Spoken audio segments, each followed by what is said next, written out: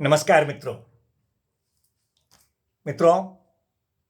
पिछले भाग 113 में हम लोगों ने बीएनएसएस 2023 के सेक्शन 161 पर चर्चा किया था, जिसमें हम लोगों ने पाया था कि मजिस्ट्रेट साहब जांच लंबित रहने के दौरान किस तरह इंजंक्शन व्यादेश जारी किए थे।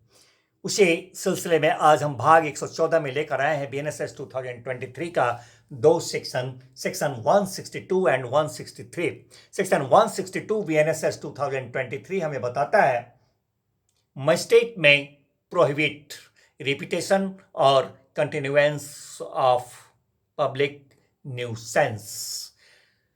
मजिस्ट्रेट साहब लोक न्यूसेंस की पुनरावृत्ति या उसे चालू रखने का जो है किसी व्यक्ति का कार्य उसको प्रतिषेध कर सकते हैं। मित्रों, जब डिस्ट्रिक्ट मजिस्ट्रेट साहब को, सब डिविजनल मजिस्ट्रेट साहब को अथवा डिस्ट्रिक्ट मजिस्ट्रेट साहब के द्वारा इस बात के लिए, स्पेशली इस बात के लिए सशक्त किए गए किसी एग्जीक्यूटिव मजिस्ट्रेट हों अथवा राज्य सरकार हों अथवा कोई डिप्टी कमिश्नर ऑफ पुलिस हों, ये लोग अगर चाहें तो किसी भी व्यक्ति को जो भारतीय न्याय संहिता बीएनएस 2023 के अधीन परिभाषित कोई न्यूसेंस अथवा किसी स्थानीय विधि के अधीन परिभाषित कोई न्यूसेंस अथवा कोई विशेष विधि के अधीन परिभाषित कोई न्यूसेंस है, वैसे न्यूसेंस की पुनरावृत्ति करने अथवा उसे लगातार चालू बनाए रखने से ये लोग प्रतिषेध कर सकते हैं किसी ऐसे न्यूसेंस क्रिएट करने वाले व्यक्ति को। मित्रों, अब हम लोग चर्चा करते हैं बीएनएसएस 2023 के सेक्शन 163। सेक्शन 163 बीएनएसएस 2023 हमें बताता है about power to issue order in urgent cases of nuisance or apprehended danger। Nuisance या आशंकित खतरे के अर्जेंट मामलों में आदेश जारी करने के की जो शक्ति है उसके संदर्भ में यह सेक्शन हमें बताता है। मित्रों, जब डिस्ट्रिक्ट मजिस्ट्रेट साहब को, सब डिविजनल मजिस्ट्रेट साहब को या राज्य सरकार द्वारा ऐसे न्यूसेंस को के रिमूवल के लिए स्पेशली सशक्त किया गया कोई एग्जीक्यूटिव मजिस्ट्रेट साहब को ये अपना एक राय है, इनको अथवा उनको अपना ये अगर विचार होता है कि इस धारा के अधीन कार्यवाही करने के लिए पर्याप्त आधार है और वैसे जो खतरे हैं, आशंकित खतरे हैं, न्यूसेंस हैं, उसका निवारण करना शीघ्र आवश्यक है, उसका उपचार शीघ्र आवश्यक हो गया है, जरूरी हो गया है, तो वैसे मामलों का जो मैटर है उसके तात्विक तथ्यों को वह अपने आदेश में उल्लिखित करते हैं, अभिलिखित करते हैं और अभिलिखित करने के बाद अपने उस आदेश को उस व्यक्ति को तामील कराते हैं। तामील जो कराया जाता है, जो पिछला सेक्शन हम लोग पढ़े थे, सेक्शन 153 बीएनएसएस 2023 आदेश तामील करने की जो रीति है उसमें 153 में उसी 153 की रीति से अपने इस आदेश को तामील उस व्यक्ति को कराते हैं। उस आदेश में वो निर्देश देते हैं,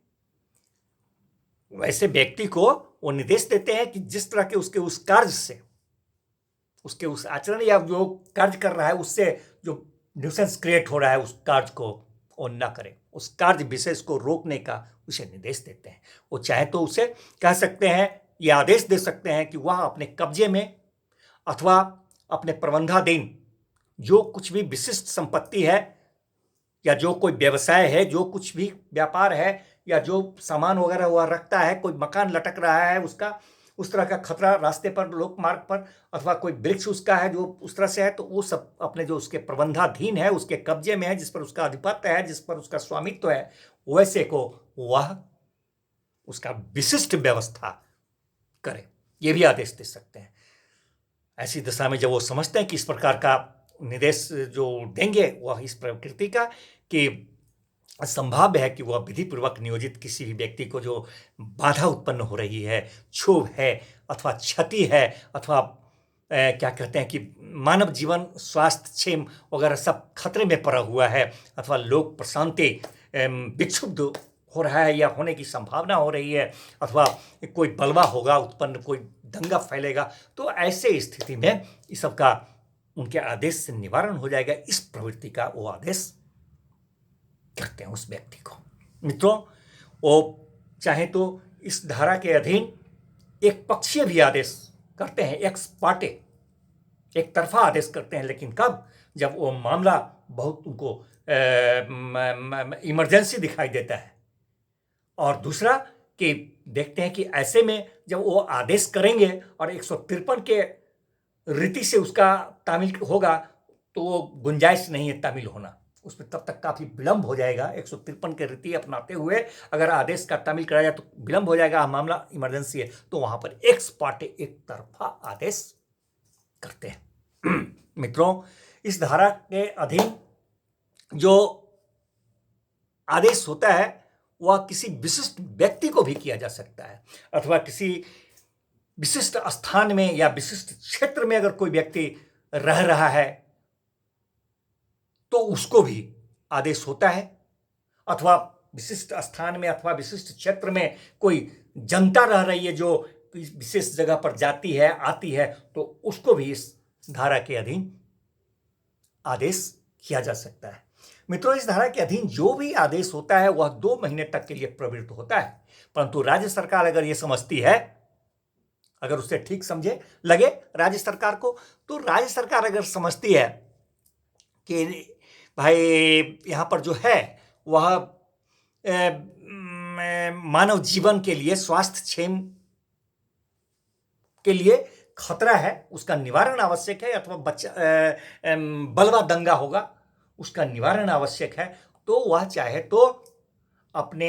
अधिसूचना के जरिए वो 2 महीना का जो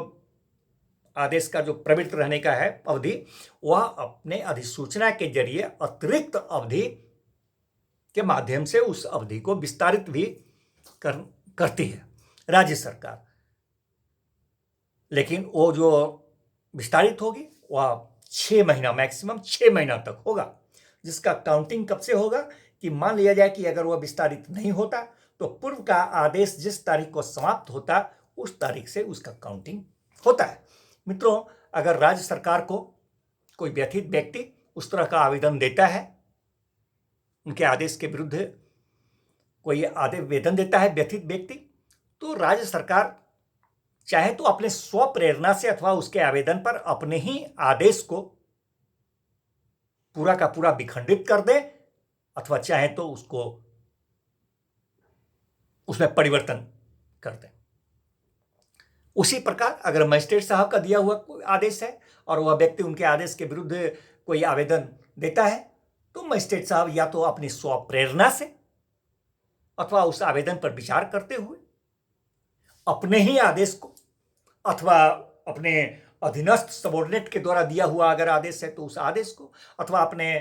पद पूर्ववर्ती के द्वारा दिया हुआ आदेश है उस आदेश को पूरा का पूरा चाहे तो विखंडित कर दे अथवा उसको परिवर्तित कर सकते हैं। मित्रों, जब व्यथित व्यक्ति आवेदन देता है राज्य सरकार के आदेश से संबंधित मैटर है तो राज्य सरकार को, तो राज्य सरकार चाहे तो उसको कह सकते हैं कि या तो स्वतः अथवा अधिवक्ता के माध्यम से हाजिर होकर वह कारण दर्शित करे कि वह उनके उस आदेश के विरुद्ध में आवेदन जो दे रहा है वह कारण दर्शित करे हाजिर होकर। और उसी तरह मजिस्ट्रेट साहब का आदेश अगर है तो मजिस्ट्रेट साहब भी ये उसको कहेंगे, आदेश कर सकते हैं कि वह स्वतः अथवा अपने अधिवक्ता के माध्यम से हाजिर होकर उस आदेश के विरुद्ध जो वह आवेदन दे रहा है उसका कारण दर्शित करें। अगर दोनों ही स्थिति में अगर पाया जाता है उसके आवेदन से असंतुष्ट होते हैं तो उसके आवेदन को नामंजूर कर दिया जाता है और नामंजूर करने के जो कारण होते हैं उस आदेश में बाज़ाब्ता अभिलिखित किया जाता है। धन्यवाद मित्रों, फिर मिलते हैं नेक्स्ट भाग में नेक्स्ट सेक्शन के साथ।